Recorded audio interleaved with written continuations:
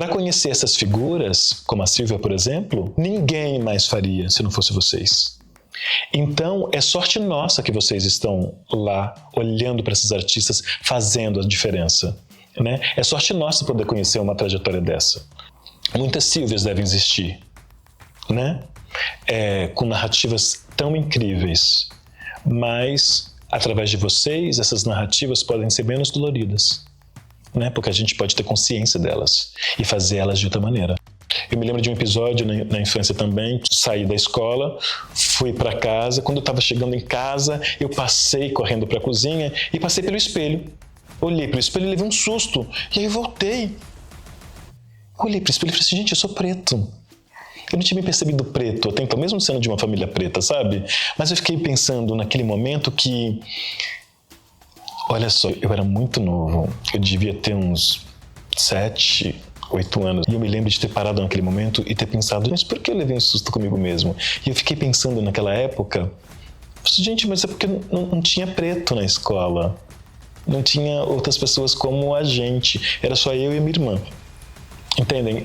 É fundamental, eu acho que pra gente, artistas pretas, pretos e pretes, assim, para construir aquilo que a gente quer enquanto obra artística, enquanto pensamento, que a gente consiga também produzir nossos trabalhos. Então a gente vai precisar necessariamente ou trazer figuras que gostem da produção e que podem somar com a gente nesse lugar, ou aprender para fazer.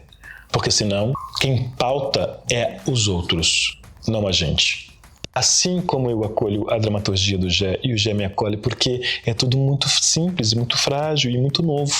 Não, frágil não, né? É muito delicado, mas é potente. Só que a gente olha as nossas potências e nossas importâncias e fala, nossa, mas é potente mesmo, né? Nossa, mas você dirige bem. Nossa, você consegue me ouvir. Né? E aí a gente começa a ficar donos de si, da gente mesmo, porque a gente está se escutando e que o outro está dizendo, nossa, sim, você é potente nisso.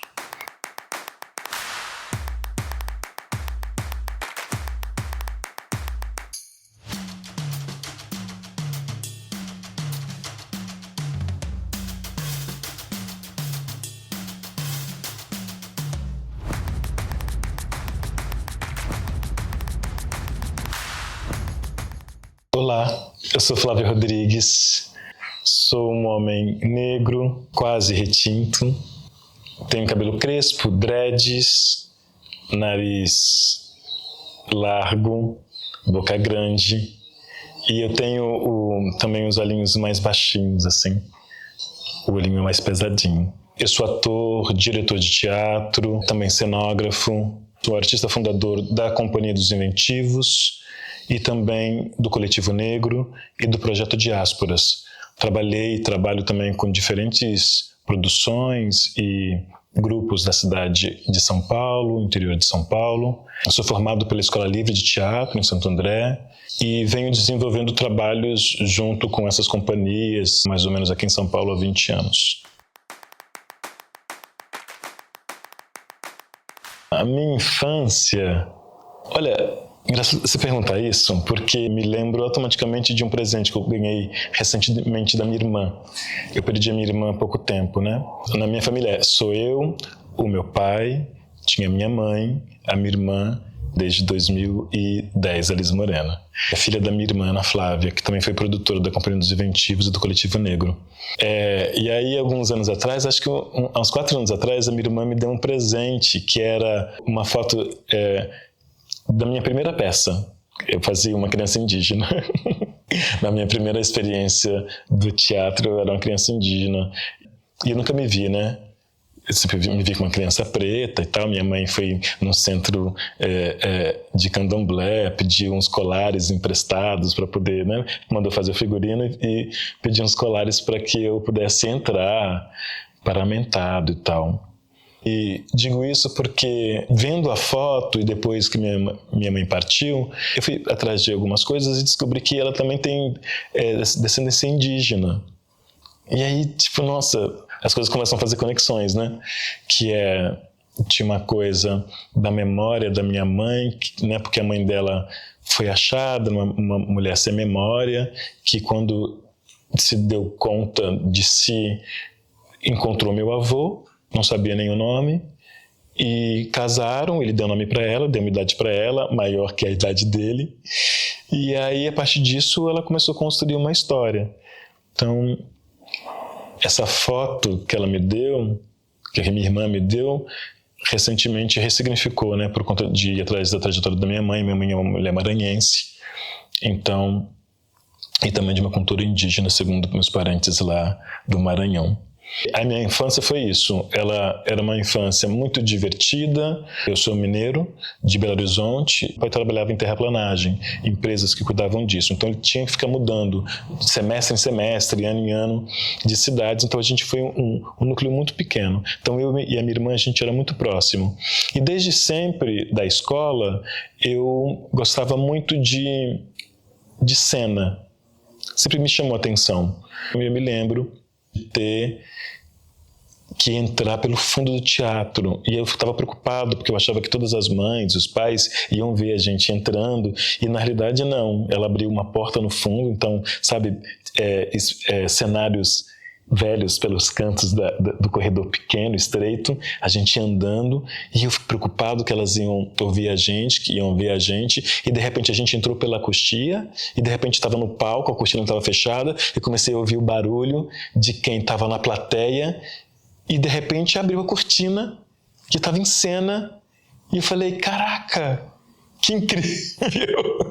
Que incrível! A partir disso, isso foi, né, novinho, então toda a minha infância foi fazendo teatro. Eu me lembro de um episódio na infância também, que saí da escola, fui para casa, quando eu estava chegando em casa, eu passei correndo para a cozinha e passei pelo espelho. Olhei para o espelho e levei um susto, e aí eu voltei. Olhei para o espelho e falei assim, gente, eu sou preto. Eu não tinha me percebido preto, até então, mesmo sendo de uma família preta, sabe? Mas eu fiquei pensando naquele momento que, olha só, eu era muito novo, eu devia ter uns 7, 8 anos, e eu me lembro de ter parado naquele momento e ter pensado, por que eu levei um susto comigo mesmo? E eu fiquei pensando, gente, mas é porque não tinha preto na escola. Não tinha outras pessoas como a gente. A gente estudava em escolas que não tinham negros e negras. A gente tinha condições ali de viver tranquilamente, e eu comecei a perceber que não era um pouco o que acontecia com a maioria das crianças que eram parecidas comigo, sabe? Depois, né? Comecei a pensar nisso na adolescência, mas em alguns momentos na infância vinham algumas coisas assim. Mesmo assim, uma infância divertida, coletiva e alegre. Araraquara passou a ser a minha cidade de adolescência, de jovem, né? A gente começou a criar raiz ali.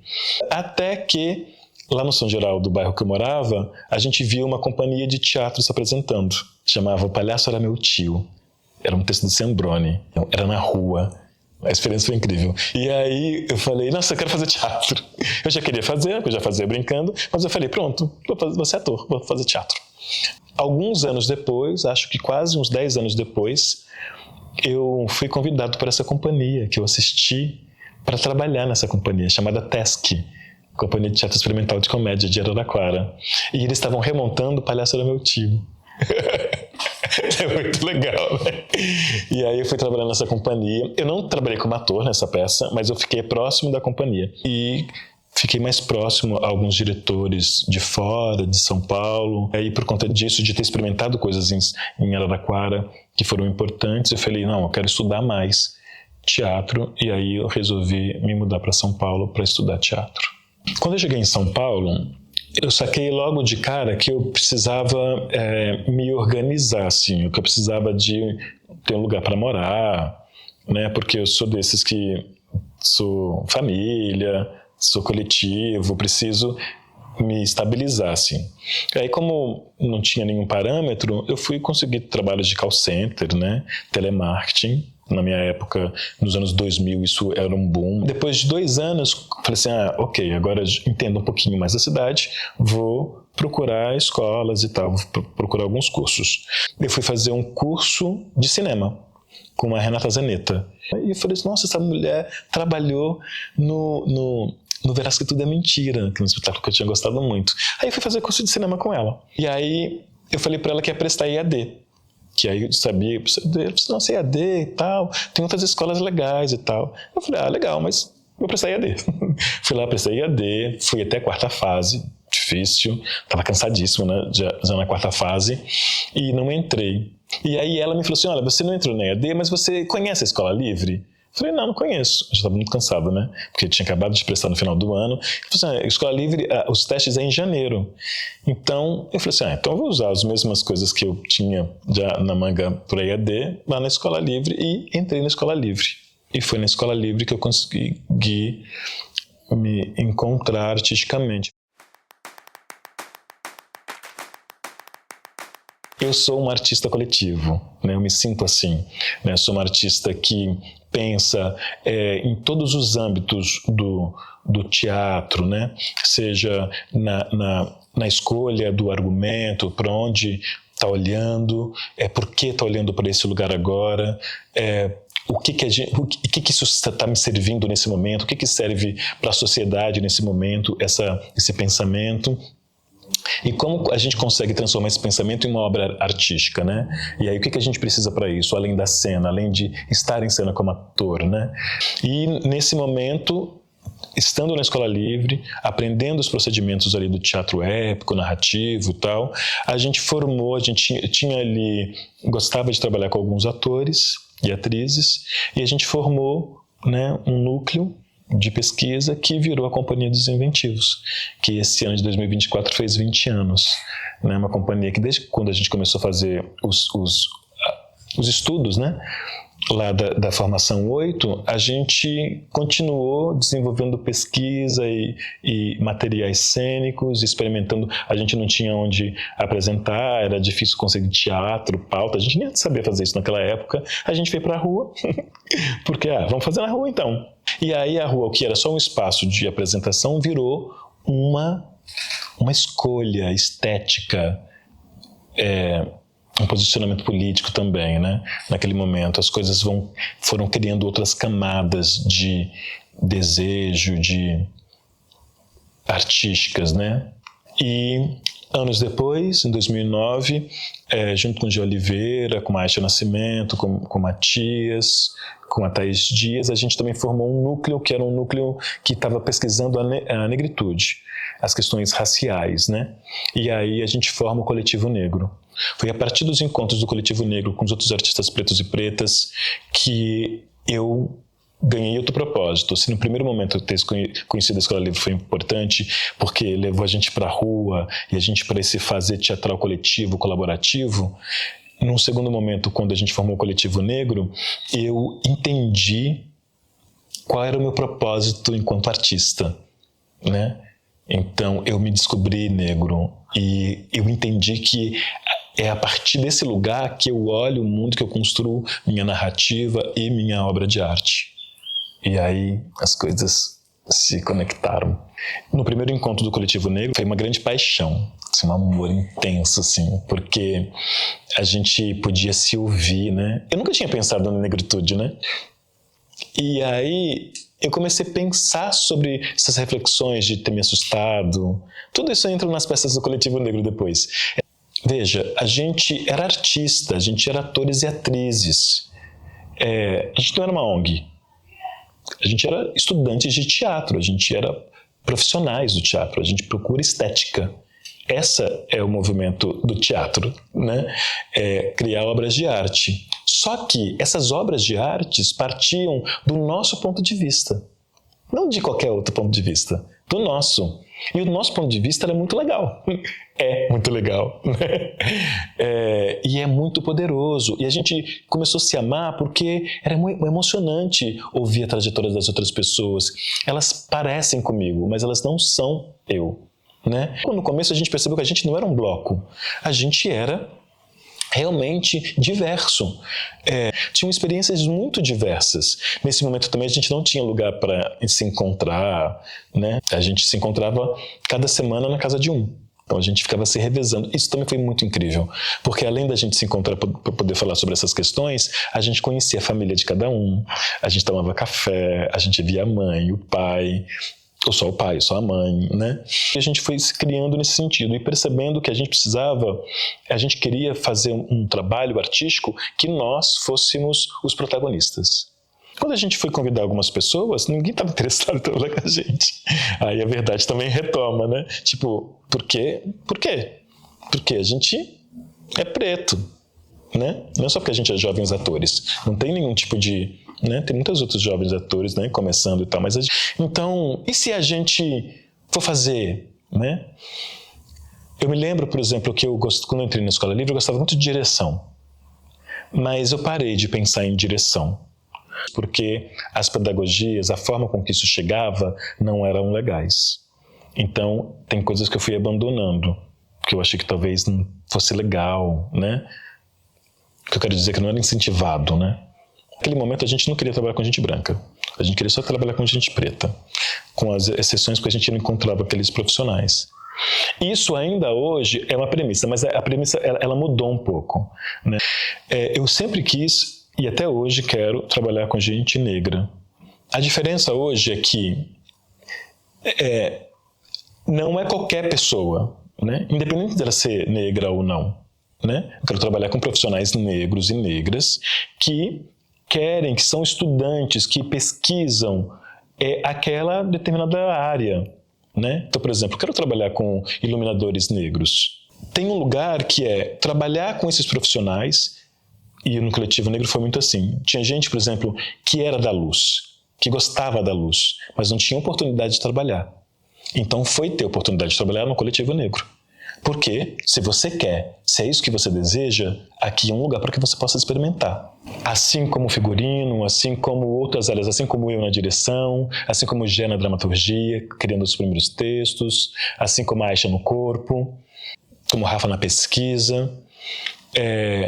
Mas também a gente caiu muitas vezes em algumas situações que eram: não tem esse profissional, exige que é uma pessoa negra, será que você faz? A pessoa não tinha muito desejo de fazer aquilo, mas fazia.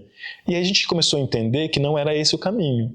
Na verdade, quais são os profissionais que querem pesquisar tais coisas? Entendem? Tem uma diferença aí, que é eu fazer porque eu sou negro, e eu fazer porque eu tenho vocação, porque é o que eu desejo, tenho poucas, e não tenho experiência porque não tenho oportunidade. Então a gente foi atrás disso. Hoje em dia, a gente trabalha com muitos profissionais que são especialistas naquilo, né? Porque não só a parte do Coletivo Negro, mas dos Crespos, Capulana, Clariô, enfim, muitas outras companhias pretas, né? Tem formado pessoas e trabalhado com artistas. Eu lembro que eu fui fazer um outro trabalho branco, né? Que era de pessoas muito artistas importantes, né, de São Paulo, mas lá, e todo mundo muito branco, mas lá eu me encontrei com o Wagner Pinto, que é um monstro da luz, é um negro retinto, é uma referência, né? E eu me lembro que a gente ficou muito conectado, porque quando eu convidei ele para vir trabalhar comigo no Coletivo Negro, ele aceitou e ficou muito impactado com o trabalho e fez uma luz incrível, e era um trabalho muito minucioso, assim, e ele me falava que, tipo, nossa, que delícia trabalhar aqui, porque pensa, ele é renomado, mas ele estava aqui muito numa pesquisa específica, sabe? Eu via um brilho diferente também no olho dele, e hoje em dia ele trabalha comigo nas peças, mas trabalha com muitos outros coletivos negros também, e que é muito legal. Trabalhar com artistas negros, naquele primeiro momento, era fundamental, porque a gente estava se formando e esses outros artistas também estavam se formando.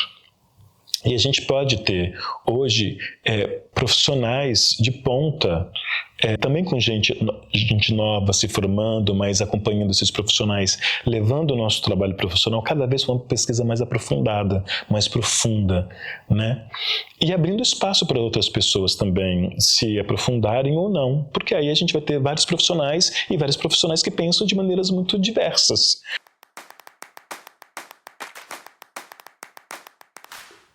Assim, eu olho para mim hoje, para minha trajetória, dos meus colegas que trabalham comigo, minhas colegas, e sinto que a gente não é valorizado como a gente deveria. Mas a gente faz como a gente pode aquilo que a gente deseja. E eu acho que isso não tem preço. Eu não trabalho para reconhecimento. Eu trabalho porque eu preciso me expressar. Eu preciso fazer arte. é para os outros também, mas parte através de uma necessidade minha. Então, a gente precisava muito cuidar da produção para que a gente pudesse fazer isso nesse lugar. E isso não é fácil, gente. Na realidade, para a gente estrear, a delícia de estrear um espetáculo não é necessariamente só de ser artista e colocar esse lugar, mas poder produzir, fazer de fato a coisa acontecer, que são elas, né? Isso é uma questão no Brasil, sobretudo. A gente ainda tem a sorte de estar no Sudeste brasileiro, que é um pouco mais fácil, tem lutas que vêm de longe, arte contra a barbárie, né? Tem alguns movimentos que construíram a lei de fomento ao teatro para a cidade de São Paulo, ou os artistas que, né, brigaram para ter os PROACs, né? Inclusive que hoje em dia está sendo tudo, né, desconstruído de novo, né? Tudo sucateado, né? Cada vez mais eles querem que a gente não tenha condições, que não aconteça da maneira com que deveria, com os valores que não são suficientes, algumas dificuldades, né? Pensa que em São Paulo, se você tem um projeto, se você está numa ficha técnica de um projeto, você não pode estar em outro, mas tem um projeto que não paga as suas contas, né? E você está em outros projetos, você precisa de outros projetos, né? Para poder viver, para construir os trabalhos e tal. Então, ser artista, produtor é muito importante para fazer o que eu faço hoje. A gente tenta construir, trazer produtores, mas veja, olha só, acabou o nosso fomento. Não tem mais como bancar um produtor o tempo todo na sede, né? Então, quem volta a ser os produtores locais, administrativos? Nós, os fundadores. É a gente que varre, que passa pano, que compra as coisas, compra material e tal. E quando a gente tem um pouco mais de suporte, que também é financeiro, a gente também traz outras pessoas que também são parceiros e parceiras e trabalham com a gente. Mas, infelizmente, por conta da estrutura, eles não conseguem ficar o tempo todo, porque todo mundo precisa comer o tempo todo, né? Assim como a gente. Então, a gente vai se fortalecendo nesse fazer. Então, é claro que cada vez mais a gente pode se organizar de formas melhores, mas a demanda de trabalho é muito grande. A demanda para estar vivo, para pagar o aluguel, para cuidar das crianças, né? Que o teatro, como se organiza no Brasil, é muito difícil, né? É muito difícil você manter a sede. Então, já é uma alegria e um trampo muito grande ter o espaço cultural inventivo, né? Vender espetáculos ou ganhar editais que mantenham o espaço vivo. A gente entrou aqui em 2020, na pandemia, e depois de 2 anos a gente conseguiu abrir a porta, depois que pôde abrir as portas. E cada dia é uma felicidade, porque, por exemplo, esse mês a gente recebeu uma mensagem no WhatsApp que a gente tem com a comunidade para perguntar quando vai ser a festa junina. Porque ano passado teve a festa junina, mas eles queriam fazer a festa junina, a gente falou assim, olha, a gente não vai fazer para vocês, a gente vai fazer juntos. Vamos fazer juntos? Vamos, então a gente fez juntos. Então, esse ano a cobrança de novo, vamos fazer junto de novo? Então vamos fazer junto de novo, porque é isso, juntos, a gente vai trabalhar juntas aqui. E isso é um trabalho que é diário, que é de produção, que não necessariamente está vinculado à grana que você recebe por mês, porque a gente não recebe grana por mês. Eu sempre gostei do fato de poder artisticamente falar sobre coisas que me atravessavam. Depois da Companhia dos Inventivos do Coletivo Negro, eu gostava muito de poder escolher as coisas. Escolher não é uma tarefa fácil. Poder escolher, ter consciência que você pode escolher, porque a gente nunca pôde escolher. A gente tem sempre que servir o que está sendo oferecido. E isso tinha a ver com outras coisas. Por exemplo, eu também não queria ganhar pouco. Eu não queria ganhar menos. Porque eu estava a serviço eu não queria ser um funcionário do teatro. Eu queria ser um criador. Para ser um criador, eu tinha que, além de fazer aquilo que eu queria, eu tinha que produzir isso, porque não tinha nenhum lugar que me cabia. Ou eu ia trabalhar como contratado daquela companhia para fazer aquela peça que eles queriam. Algumas vezes era legal, eu fiz isso, eu fui contratado por companhias, mas eram trabalhos muito pontuais. Eu não ia viver também com trabalhos pontuais. Para poder fazer o que a gente queria, a gente tinha que pensar o edital. a gente tinha que organizar esse edital. O primeiro edital que a gente ganhou foi aqui de São Paulo, o chamado VAI, que era o edital, o foco do edital era incentivo a jovens artistas. Foi muito importante nessa época, porque a gente teve que pensar o que a gente ia fazer, a gente teve que escrever o que a gente ia fazer, a gente teve que orçar o que fazer, a gente tinha que dar conta e comprovar para o Estado, para a Prefeitura, o que a gente tinha feito, se era o que tinha acordado. Foi muito importante para a gente naquela época, porque, primeiro, a gente trabalhava, eu falei, em call center. Todos nós trabalhamos em call center. Aquele dinheiro era pouco, mas era o mesmo valor do call center, para fazer aquilo que a gente queria. Então, abriu ali uma porta que você fala, nossa, eu posso ganhar a mesma coisa, eu não tenho os mesmos benefícios, não é a mesma coisa, eu ganho muito menos, porque eu não tenho os benefícios do registrado, etc. Mas eu estou ganhando aquilo para poder fazer aquilo que eu quero, que é obra de arte. Porque a gente foi aprendendo com o tempo, com os erros, a melhorar a produção, que não é fácil. Eu descobri também, bem cedo, que para ser agente, propositor, não seria fácil.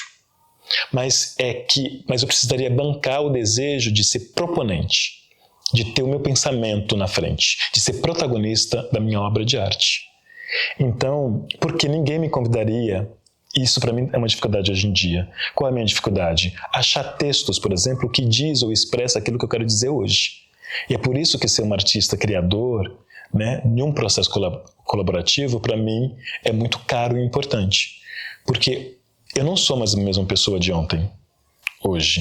Então, meus pensamentos, eles mudam, as minhas reflexões, as reflexões das minhas, quem cresce comigo. A gente cresce o tempo todo, a gente se transforma o tempo todo. E só a partir desse tipo de criação que eu posso ser mais genuíno hoje. Ou fazer as questões, trazer as questões que são raciais, que são sociais hoje. É fundamental. Eu acho que para a gente, artistas pretas, pretos e pretes, assim, para construir aquilo que a gente quer enquanto obra artística, enquanto pensamento, que a gente consiga também produzir nossos trabalhos. Então a gente vai precisar necessariamente ou trazer figuras que gostem da produção e que podem somar com a gente nesse lugar, ou aprender para fazer. Porque senão, quem pauta é os outros, não a gente. A gente não vai ter se a gente não se debruçar sobre isso. É muito importante que a gente se organize na produção para que a gente possa criar nossas obras artísticas. E aí a gente vai ter que criar agenda para conseguir escrever editais, pensar editais, aprender a fazer os editais, aprender a executar os editais.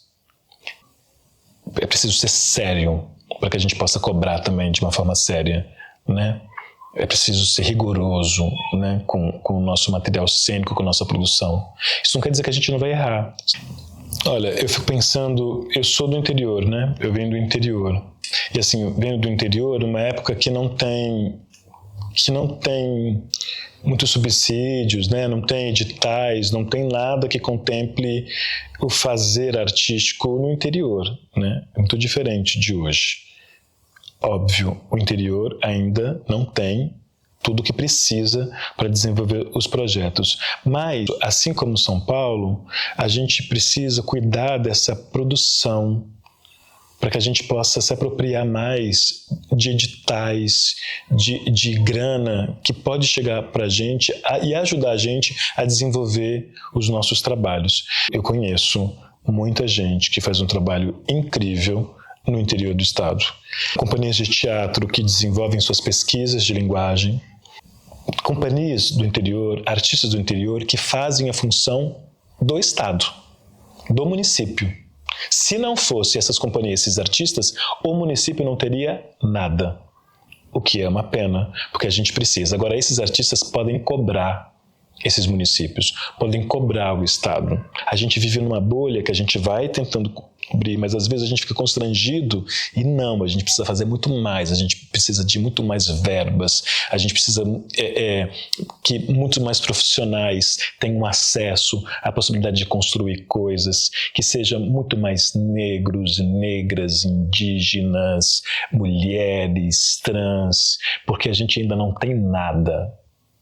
A gente precisa, no mínimo, igualar essas possibilidades. Ou seja, a gente tem muito o que trabalhar, a gente tem muito o que exigir, a gente tem muita verba para receber, para construir.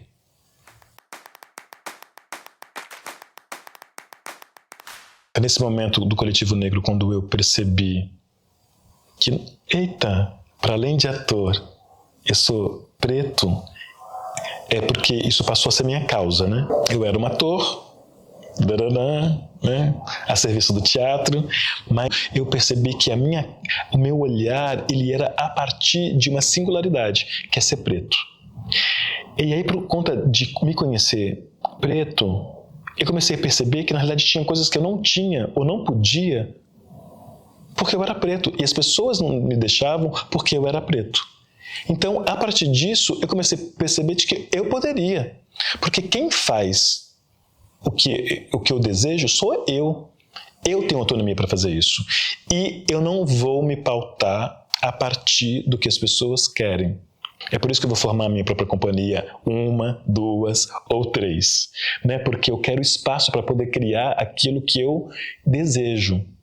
Né? Eu fui ser diretor porque no Coletivo Negro ninguém queria, porque a gente era preto. E porque eu já queria, mas disseram que não era legal. E aí, aqui pode, porque, olha só, eu vou ser diretor, eu sou um ator que vou dirigir meus colegas. Eu peço licença, eu tenho delicadeza para dirigir meus colegas. Os meus colegas me acolhem com delicadeza, porque sabem que eu estou fazendo um exercício que é novo. Assim como eu acolho a dramaturgia do Gé, e o Gé me acolhe, porque é tudo muito simples, muito frágil e muito novo. Não, frágil não, né? É muito delicado. Mas é potente. Só que a gente olha as nossas potências e nossas importâncias e fala, nossa, mas é potente mesmo, né? Nossa, mas você dirige bem.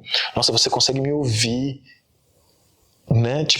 E aí a gente começa a ficar donos de si, da gente mesmo, porque a gente está se escutando e que o outro está dizendo, nossa, sim, você é potente nisso. Sim, mergulha nisso. Então a gente está se olhando, a gente está se ouvindo verdadeiramente. A gente não está disputando poder. A gente está sendo criativo.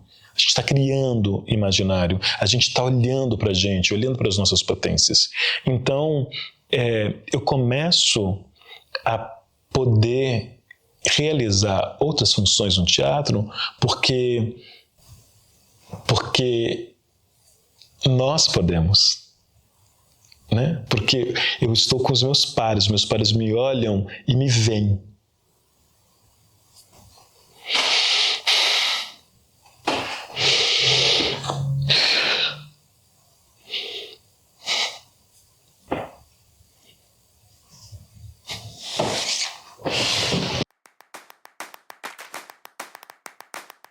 Nesse momento, a gente pode se apropriar da internet, a gente pode se apropriar das leis federais e estaduais para construir esse lugar. Não é fácil. Mas acho que é fundamental também, porque é o ponto de vista desses artistas que vai fazer o contraponto que a gente precisa enquanto luta antirracista. Né? Essa luta antirracista precisa desses pontos de vista. Para conhecer essas figuras, como a Silvia, por exemplo, ninguém mais faria se não fosse vocês. Não, infelizmente. Então, é sorte nossa que vocês estão lá, olhando para esses artistas, fazendo a diferença. Né? É sorte nossa poder conhecer uma trajetória dessa. É sorte nossa. Se esses artistas não são contemplados, se não existem, a gente não conhece. A gente não conhece coisas importantes para a nossa trajetória, a gente não tem memória. Que importância a memória, né? A partir dela que a gente pode não só dar valor e significado, mas também construir outra narrativa. Por exemplo, muitas Silvias devem existir, né? Com narrativas tão incríveis. Mas, através de vocês, essas narrativas podem ser menos doloridas, né? Porque a gente pode ter consciência delas e fazer elas de outra maneira. Vocês são fundamentais para que isso aconteça. Ainda mais com seriedade, com profissionalismo, com esse desejo de futuro, de memória de futuro, né? Vocês estão falando de memória, mas vocês estão pensando no devir, né? Vocês estão construindo outras narrativas, vocês estão apresentando narrativas que são incríveis. Isso é emocionante, isso é emocionante.